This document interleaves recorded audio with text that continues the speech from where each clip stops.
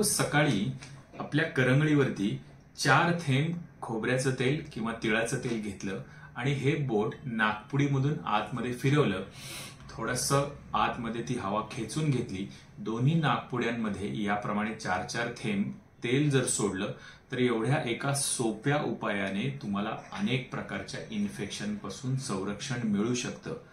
अगदी खरंय, ही गोष्ट तुम्हाला अतिशयोक्ती वाटत असेल, परंतु कोविडच्या कालावधीमध्ये अनेक विद्यापीठांमध्ये, अनेक हॉस्पिटल्समध्ये याच्यावरती संशोधन झालेलं आहे की नाकामध्ये अणुतेल म्हणून एक आयुर्वेदिक औषध आहे, ते तेल जर दोन्ही नाकपुड्यांमध्ये टाकलं तर त्याच्यामुळे कोविडचे जे व्हायरस असतात त्याचा शरीरामध्ये संसर्ग होण्याचं प्रमाण हे प्रचंड प्रमाणामध्ये कमी होतं आणि झाला कोविड तरी तो सौम्य प्रमाणामध्ये होईल, अशा पद्धतीचे त्याचे निष्कर्ष होते।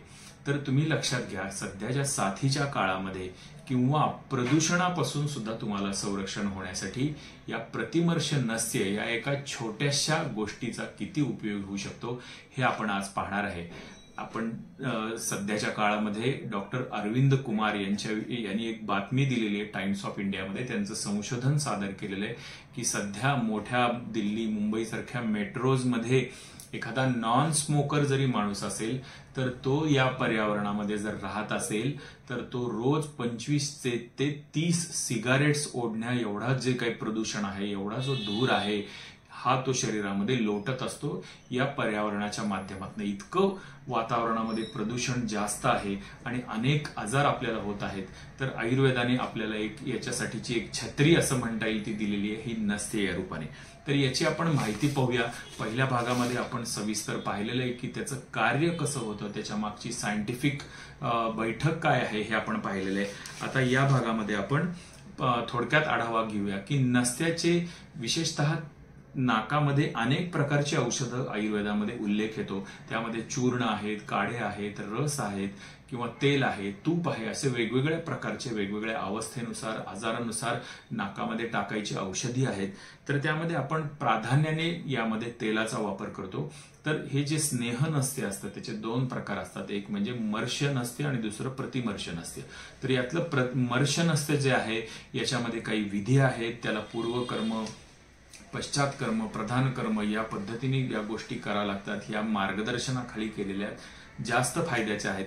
तरी सुद्धा आता आपण स्क्रीनवर पाहत आहात की या व्हिडिओमध्ये कसं असतं त्याचं मी तुम्हाला थोडक्यात वर्णन सांगतो की जेव्हा एखाद्या रुग्णाला नस्ते करायचे, उदाहरणार्थ मायग्रेनचा पेशंट आहे, क्रॉनिक सायनसायटिसचा पेशंट आहे किंवा फेशियल पॅरालिसिसचा पेशंट आहे, असे जे गंभीर वेगवेगळे आजार असतात त्याच्यामध्ये जेव्हा विधिवत नस्ते करावं लागतं तेव्हा त्याच्यामध्ये सुरुवातीला रुग्णाला एक विशिष्ट टेबल असतो, त्या टेबलवरती बसून सुरुवातीला हा जो सायनसचा भाग आहे, चेहऱ्याचा जो भाग आहे, कपाळाचा भाग आहे, मानगळा आहे, या भागाला कोमट तेलाने मालिश केली जाते, नंतर शेक दिला जातो, त्यामुळे हे चॅनल्स सगळे मोकळे होतात आणि नंतर त्याला आडवं झोपून त्यामध्ये औषधी तेलाचे ड्रॉप्स जे असतात, थेंब जे असतात ते एक एक नाकपुडीमध्ये टाकले जातात आणि नंतर ही ट्रीटमेंट झाल्यानंतर मग तळहात, तळपाय किंवा खांदा या भागाला थोडा मसाज करून, मालिश करून नंतर मग ही ट्रीटमेंट संपते।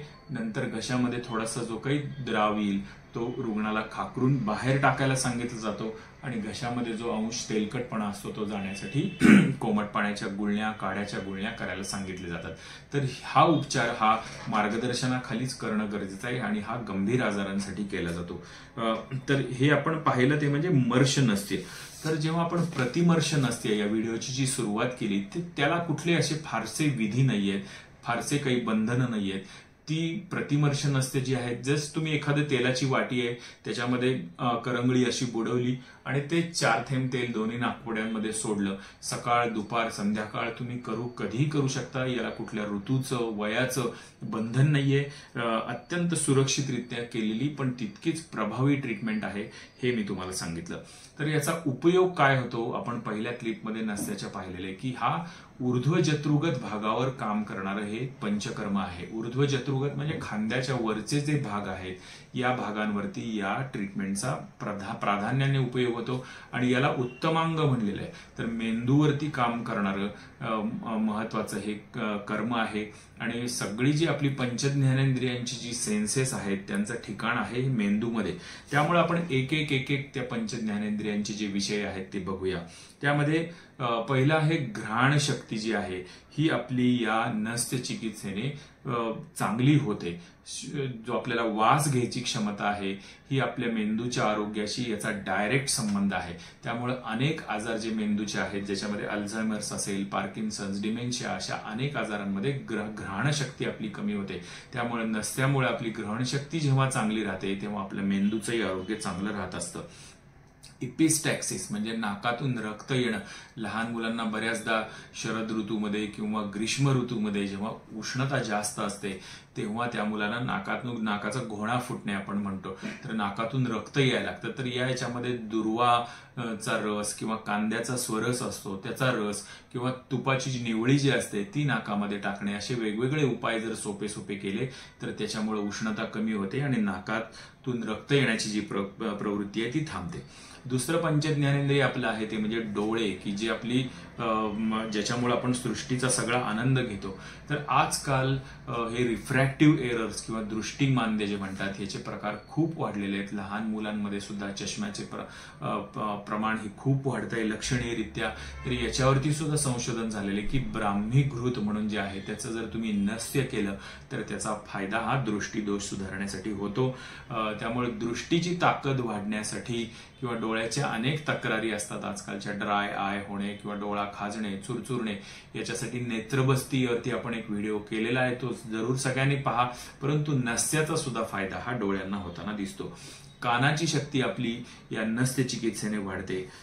त्याचप्रमाणे त्वचा विकार हा एक महत्वाचा याच्यामध्ये भाग आहे, कारण अनेक त्वचा विकार जे असतात हे आपल्या स्ट्रेस किंवा मानसिकता याच्याशी संबंध असतात. त्यामुळे त्वचेचं आरोग्य सुद्धा याच्यामुळे वाढतं. स्काल्प सोरियासिस, आमच्याकडे आतापर्यंत हजारो रुग्ण या आजारासाठी येऊन गेलेले आहेत सोरियासिससाठी. तर त्यामध्ये या आजाराची सुरुवातच मुळी ही स्काल्प सोरियासिस पासून बऱ्याचदा होते. तर या रुग्णांमध्ये सुद्धा तेलाचं नस्य जर नियमित करत राहिलं तर त्यामुळे या स्काल्पचं सर्क्युलेशन, न्यूट्रिशन व्यवस्थित राहतं आणि त्यामध्ये जे काही शुष्कपणा येणं आणि पुढे जाऊन पापुद्रे तयार होणं हा जो एक भयंकर आजार आहे याला अटकाव होतो. अपुनर्भव जो आहे हा सुद्धा साधला याच्यामुळे जातो.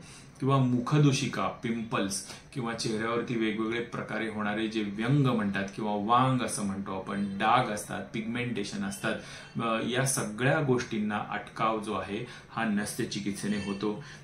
वलित पलित म्हणजे अर्ली एजिंग जे आपण म्हणतो त्याची जी चिन्ह आहेत ही सुद्धा अनेक लोकांना प्रदूषणामुळे किंवा आहार नीट नसल्यामुळे, व्यायामाचा अभाव असल्यामुळे किंवा जास्त सूर्यप्रकाशाचा परिणाम झाल्यामुळे सुद्धा स्किन तुमची निस्तेज व्हायला लागते, त्याच्यावरती पिगमेंटेशन येतात, सुरकुत्या पडायला लागतात. तर ही गोष्ट सुद्धा म्हणजे एक सौंदर्य शास्त्र हा सुद्धा एक मोठा भाग आयुर्वेदामध्ये सांगितलेला आहे. हा नस्य चिकित्सेने यामध्ये कव्हर केला जाऊ शकतो, ही गोष्ट लक्षात घ्या. दंत विकार जे आहेत ते सुद्धा नस्याने कंट्रोलमध्ये येतात. त्याचप्रमाणे चव हा सुद्धा जिव्हेचा एक विषय आहे, पंचज्ञानेंद्रियांचा विषय आहे.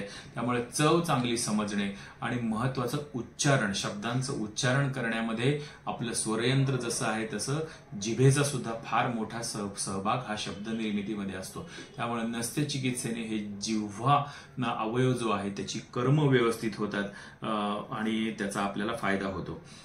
त्याचप्रमाणे मेंदूचे अनेक आजार हे तर नस्याचं महत्वाचं एक प्रधान त्याला म्हणता येईल फलश्रुती आहे की अनेक मेंदूचे आजार आहेत.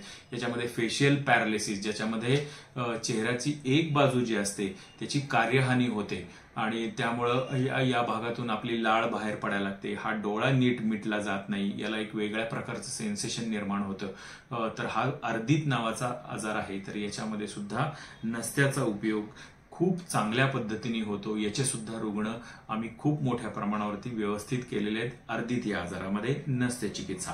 उन्माद, अपस्मार हे काही मानसिक आजार आहेत ज्याच्यामध्ये उन्माद ही कॅटेगरी आहे आणि अपस्मार म्हणजे इपिलिप्सी या आजारामध्ये सुद्धा नस्याचा उपयोग होतो.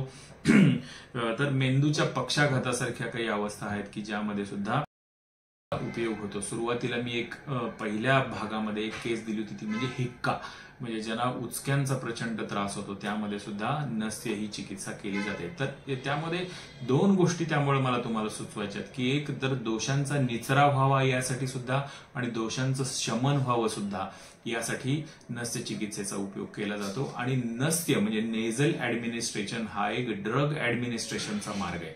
म्हणजे केवळ मेंदूवरती काम करणं असं नव्हे तर नाकामार्फत दिलेली जी औषधं असतात ही सत्वर शरीरावरती काम करतात. म्हणूनच आजकालचं जे संशोधन आहे, म्हणजे आपल्याला माहित असेल की ऑस्टिओपोरोसिससाठी अनेक औषधं आहेत ही नेझल स्प्रेच्या रूपाने आलेली आहेत. इन्शुलिनचा स्प्रे सुद्धा बाजारामध्ये लवकरात लवकर येईल, अनेक प्रकारच्या लशी. त्यामुळे नेझल रूट हा एक फार मोठा संशोधनाचा भाग आहे, उपयोगाचा भाग आहे. हे आयुर्वेदाने फार आधी जाणलं होतं. त्यामुळं ऊर्ध्वजत्रुगत भागातल्या आजारांसाठी विशेषतः मान खांदा म्हणजे आजकाल फ्रोझन शोल्डर हा सुद्धा डायबिटीसच्या लोकांमध्ये, त्याचप्रमाणे नॉन डायबेटिक लोकांमध्ये सुद्धा फ्रोझन शोल्डर आजार हा खूप सापडतो. त्याच्यामध्ये नस्य चिकित्सेचं अनन्यसाधारण महत्व आहे.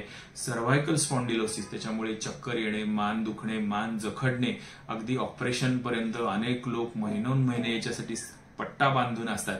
तर त्या लोकांना सुद्धा अग्निकर्म, वेधन आणि त्याच्याबरोबर नस्य ही चिकित्सा जर केली तर या नसा मोकळ्या होतात, दुखायचं कमी होतं. टेम्पोमॅन्डिब्युलर जॉईंटचे अनेक आजार असतात, तर म्हणजे दातखिळ बसणे, जखडणे किंवा इथं वेदना होणे, या सगळ्या गोष्टींना नस्याने फायदा होतो. शिरशूल क्रॉनिक हेडेक जो आहे त्याच्यामध्ये आम्ही असली जे केशर असतं त्याच्यापासून एक सिद्ध केलेलं घृत असतं त्याचं नस्य करतो. त्यामुळे मायग्रेन किंवा स्ट्रेस हेडेक ज्याला म्हणतात, तर या सगळ्या डोकेदुखीच्या प्रकारांवरती याचा अमृतासमान उपयोग होतो. त्यामुळे ही गोष्ट नक्की करून पाहण्यासाठी. आणि मला शेवटी एकच असं गोष्ट तुम्हाला सांगायची की नाक हा जो आपला अवयव आहे हा चेहऱ्यावरती फक्त श्वसनासाठी किंवा एक सौंदर्याचं अंग म्हणून त्याच्याकडे पाहू नका, तर तो एक औषधी शरीरात सोडण्याचा मार्ग आहे आणि आपल्या मेंदूची काळजी घेण्यासाठीचा तो एक मार्ग आहे. या दृष्टिकोनातून जर तुम्ही पाहिलं तर तुम्ही अनेक आजारांना, एजिंगला किंवा वय तुमचं वाढण्याची जी प्रक्रिया असते ती तुम्ही कमी करू शकता आणि उत्तम आरोग्य तुमच्या ज्ञानेंद्रियांचं प्राप्त करू शकता. हे आश्वासन मी तुम्हाला देऊ शकतो. तर मित्रांनो, आजपासून नाहीतर उद्यापासून तुम्ही नक्की नवीन वर्षामध्ये रोज नस्य कराल, प्रतिवर्ष नस्य कराल असा निश्चय करा आणि 1 वर्षांनी तुम्ही मला याचे रिझल्ट्स नक्की सांगा की तुमच्या व्यक्तित्वामध्ये, तुमच्या चेहऱ्यामध्ये, तुमच्या पंचज्ञानेंद्रियांच्या विषयामध्ये काय काय फरक झाले. धन्यवाद.